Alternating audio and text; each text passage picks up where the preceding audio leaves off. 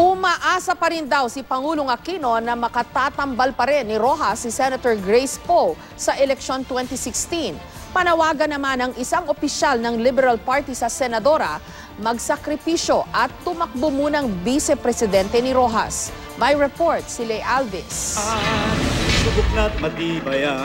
Matapos i-endorso ni Pangulong Aquino si DILG Secretary Mar Rojas bilang manok ng administrasyon sa election 2016, ang tanong ng marami, sino ang magiging running mate nito?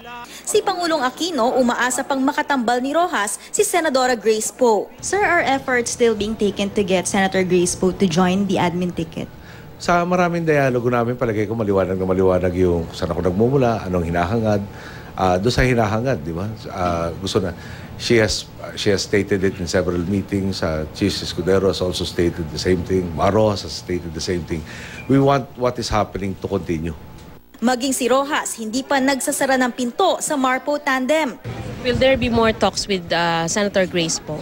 Tulad nung nasabi ng Pangulo nung Biyernes, no, na mas maganda na yung mga magkakaparehas o magkakalapit ang pananaw ay magsama para magiging mas malakas ang puwersa. Si Poe ang number 1 sa huling survey ng Pulse Asia at SWS. Minsan na rin niyang sinabing mas komportable siyang makatambal si Senator Francis Chis Escudero. Kaya naman itutodo na daw ng LP ang panliligaw. Malinaw na suyo to the max ang Pangulo kay Senator Grace. Malinaw yon.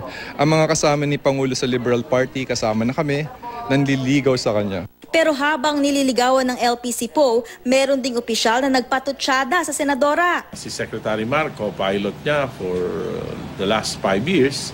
So, ang hamon naman kay Senator Grace, kahit na popular siya, magsakripisyo siya at paghandaan niya naman yung pagiging Pangulo bilang co-pilot ni Secretary Mar. Matatanda ang sinabi ng Pangulo na hinog na si Rojas, kaya siya ang inendorso. Sagot ni Poe, kahit daw hilaw ay nabibili rin. Pero may buwelta si Representative Edgar Erice. Talaga naman binibili namin siya pero para pahinugin. Hindi naman namin siya kakainin hanggang mapakla pa siya. Hininga namin ng reaksyon si Poe tungkol sa mga sinabi ng Pangulo, ni Rojas at iba pang kaalyado nila pero wala pa siyang sagot sa ngayon. Nauna dito sinabi ni Poe na pinag-iisipan pa rin niya ang pagtakbo. Sabi ng Pangulo sa tambalang Mar-Poe, makatitiyak raw kasing mapagpapatuloy ang nasimula ng kanyang administrasyon. Pag naghati tayo na naghati, baka naman maging manipis na manipis yung lamang. At doon manganib yung lahat ng pinaghirapan natin. Lay Alvis, GMA News.